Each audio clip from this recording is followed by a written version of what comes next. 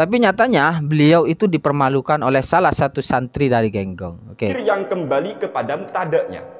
Di mana muktadanya di sini? Lafaz apa muktadanya? Lafaz nasab, bukan lari ke Ba'alawi.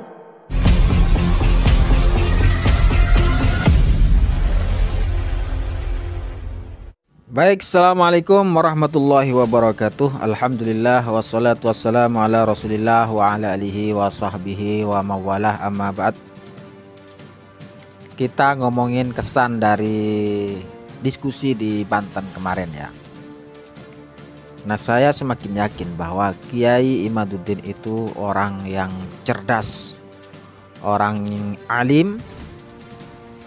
Selain itu, beliau orangnya juga jenius.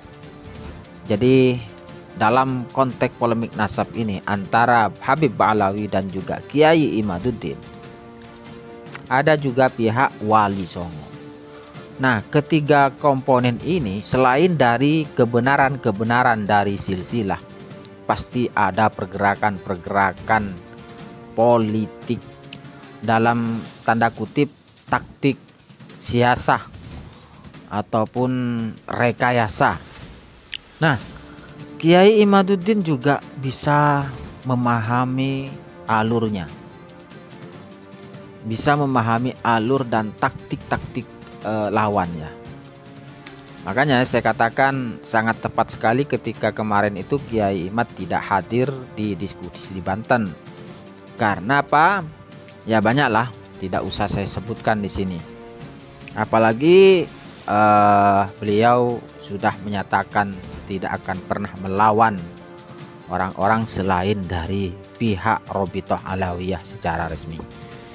Itu juga salah satu komitmen beliau di dalam mengimbangi politik dari Ba'alawi ataupun siasah-siasah yang dikeluarkan oleh Robitoh Alawiyah.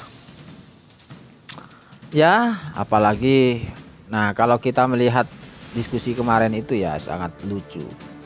Itu bukan diskusi, karena kita jumpa itu diskusi ilmiah paling ambruk, paling amburadul itu. Jadi selama saya tahu tentang adanya diskusi debat ilmiah ataupun apalagi basul masail, itu paling amburadul dari segi konsepnya, dari konsep dan penataannya, dari banyak hal. Kalau kita melihat kelompok yang membela Ba'alawi ataupun menentang kajian Kiai Imad, itu mereka secara substansial tidak menyentuh sama sekali terhadap kajian Kiai Imad, terutama pertanyaan-pertanyaan yang dilontarkan oleh Kiai Imad selama ini. Itu tidak ada yang mengena. Mereka hanya pengennya kesana kemari, pengennya asal jawab begitu saja. Jadi biar tidak mati kutu ya. Justru sebaliknya, di ajang kemarin itu secara tidak langsung itu mengungkap karakter dari pendukung-pendukung Ba'alawi ini masing-masing. Justru mengungkap siapa itu Kiai Qurtubi dengan ambisinya untuk membela Ba'alawi dan ingin menghajar tesis Kiai Imaduddin, tapi nyatanya justru kelihatan sejauh mana kealiman beliau itu. Begitu juga Habib Hanif dengan ketangkasannya di dalam berucap, dan tapi banyak bahasa-bahasa ataupun pemahaman-pemahaman yang tidak mengandung kejujuran di dalam menanggapi adanya tesis Kiai Imaduddin itu. Pandai sekali membuat kocek-kocek perdebatan-perdebatan itu, pandai sekali. Tetapi secara substansial tidak ada yang mengena sama sekali. Apalagi yang namanya Ustadz Wafi itu. Ya untung sekali lah Kiai Imad tidak hadir. Ya karena seperti yang dikatakan sebagian orang itu kemarin itu ya seperti diskusinya bocil-bocil ya. Diskusinya bocil-bocil. Justru saya acung jempol sama Said Qori itu. Wah, luar biasa itu. Sendirian digempur 5 orang. Dan apa ya, mereka itu belum diskusi, belum apa-apa sudah pinginnya menyimpulkan sendiri-sendiri. Seperti Habib Hanif itu ingin segera menyimpulkan, memaksa untuk taslim. Padahal yang dia ajukan itu tidak mengena sama sekali. Begitu juga Buya Qurtubi. Adanya hanya menyerang secara pribadi Kiai Imad. Ya kita sayangkan kenapa juga moderator ketika penyampaian itu sudah sangat melebar kemana-mana, itu kok moderator dibiarkan begitu saja. Dan Buya Qurtubi mempertanyakan kitab-kitab Kiai Imad, seakan-akan Kiai Imad itu belum levelnya untuk bikin mengarang-arang kitab, merangkum kitab, itu belum levelnya, bahkan suruh ngaji lagi. Tapi nyatanya beliau itu dipermalukan oleh salah satu santri dari Genggong. Oke, kita saksikan ya. Kalau kok Ba'alawi itu adalah kebilah, tolong ke Imad ngaji alfiah lagi yang benar. Bi anna nasaba Ba'alawi la tu'rafu, jangan la yu'rafu. Ya. Tolong yang benar dari lapatnya aja masih kaca kadut ini. Ini jadi mu'alif kadal ini. La tu'rafu, jangan la yu'rafu. Ya. Tolong yang benar dari lapatnya aja masih kaca kadut ini. Ini jadi mu'alif kadal ini. Dalam video tersebut jelas sekali Buya Qurtubi mengkritik apa yang sudah ditulis oleh Kiai Haji Imaduddin. Beliau mengkritik begini, dalam kitab Kiai Haji Imaduddin ada tulisan bi anna nasaba Ba'alawi la yu'rafu fi kutubil ansab. Bi anna nasaba Ba'alawi la yu'rafu fi kutubil ansab.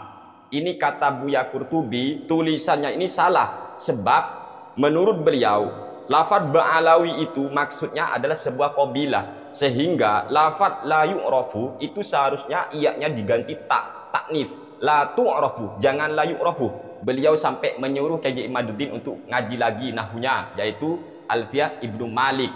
Tidak hanya itu teman-teman, beliau mengatakan ini mau jadi pengarang kadal katanya, pengarang kadal, mu'alif kadal. Ya Allah, seharusnya ya bahasa seperti itu dihindarilah. Bahasa itu tidak sopan. Kadal itu merupakan binatang dan itu tidak pantas, tidak layak diberikan kepada saudara kita seiman, seislam. Kita boleh berbeda, tetapi tetap kita harus menjaga tata krama. Kita boleh berbeda. Namun bagi kami pribadi, yang keliru itu adalah Buya Qurtubi. Beliau bagi kami kurang teliti, kurang jeli. Mungkin karena kadung emosi atau apa, Allahu a'lam ya. Yang jelas beliau ini keliru.